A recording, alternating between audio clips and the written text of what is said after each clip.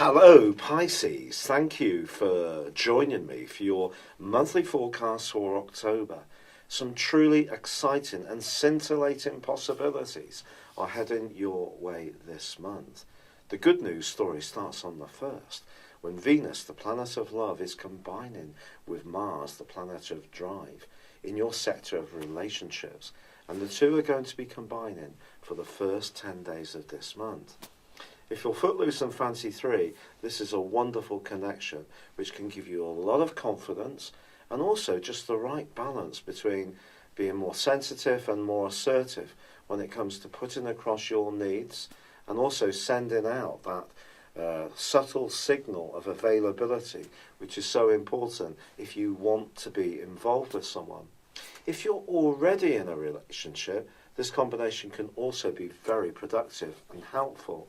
It's going to help your listening skills, but also because you can be such a kind, supportive person. Mars is there just reinforcing what you need from the situation too, so creating a sense of balance. So that's something to really relish in the first third of this month. But as the month begins, so the Sun is in a much deeper and more passionate and more transformational part of your situation. And from the 5th through till the 13th is combining with Mercury. If you're someone who's interested in getting ahead financially, and most of us want to at least feel more secure at all times, this combination can give you a real nimbleness when it comes to how you computate opportunities. In fact, it can bring about a stroke of ingenuity, but it also can see us almost jump to conclusions. So that is something to just be conscious of. There is a full moon on the 5th as well.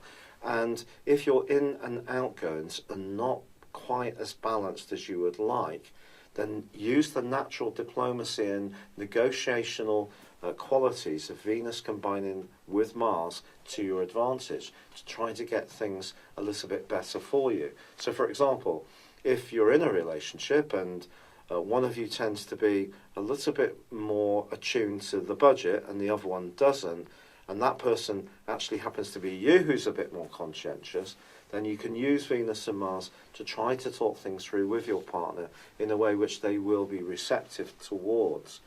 But I have to be honest with you, Mars and Venus in your 7th house is very much about opportunity. But the Sun and Mercury in your 8th house can be a time of endings.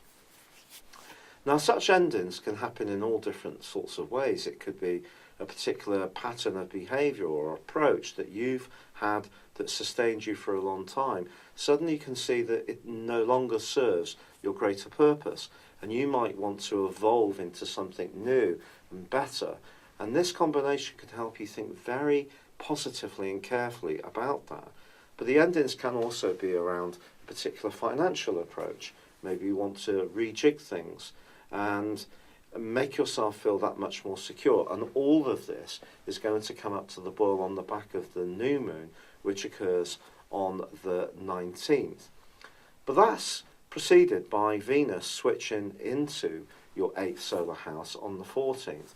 This is a lovely transition because it's possible that through a close alliance with someone else, it could be a business partnership, it could be a personal one, but perhaps some kind of breakthrough that a partner has can actually be good for you too.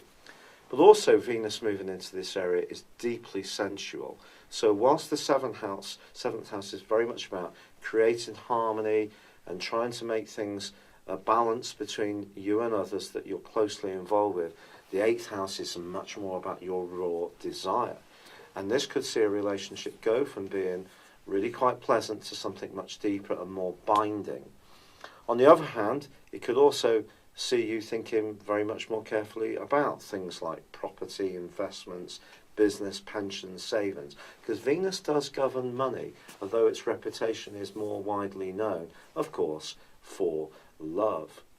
But on the 11th of this month is perhaps this month's most exciting event, when Jupiter relocates out of your 8th house, where it's been over the last year, and into the sector of growth, of travel, of higher education, of expansion, but also, crucially, of freedom. Now, Mercury moves into this area on the 17th. The two are going to be combining through to the 19th. And that can be a window of opportunity to book a holiday, or perhaps check out the potential around a course of higher education, or perhaps something that's linked to a work-based learning program, or perhaps it's just about taking up a new interest. But you may find yourself doing something quite spontaneously.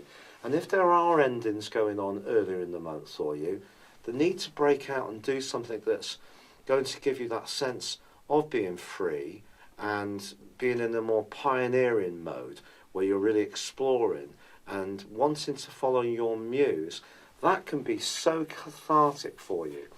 And when on the 23rd the sun moves into the sign of Scorpio as well, which of course is your sister water sign, it's going to be combining with Jupiter for the rest of the month. Any interest you have with people at a distance, with overseas interests, property perhaps, business contracts, all of these things could be blessed with a huge slice of good fortune.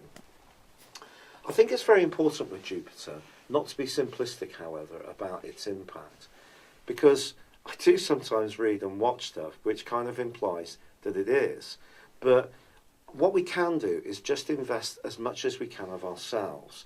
And then we're making the energy of Jupiter work much more productively. There are no guarantees, but if you're open-minded and you're ready to explore, ready to be more adventurous in your approach in general, and you work hard at this, then that's when Jupiter will work better for you. If you sit back and wait for life to come to you, it's much less likely to produce the dividends that it can.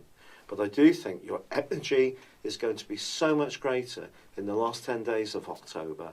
It really could be one of the most thrilling times you've experienced for many years. This particular aspect, with the Sun conjunct Jupiter, won't have happened in this sign for 12 years. Think back to what you were doing then, and that may give you a clue as to what you may do as this month draws to a close. But it could see you a lot more spontaneous, wanting to break free of the chains of restriction, either by your circumstances or those that you've imposed within yourself. It's been a real pleasure being with you. Thank you for joining me. Good luck. Sorry for the cold. Goodbye for now. Hello, thank you so much for watching my video.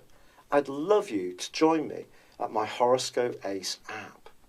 You can find this at www.horoscope-ace.com.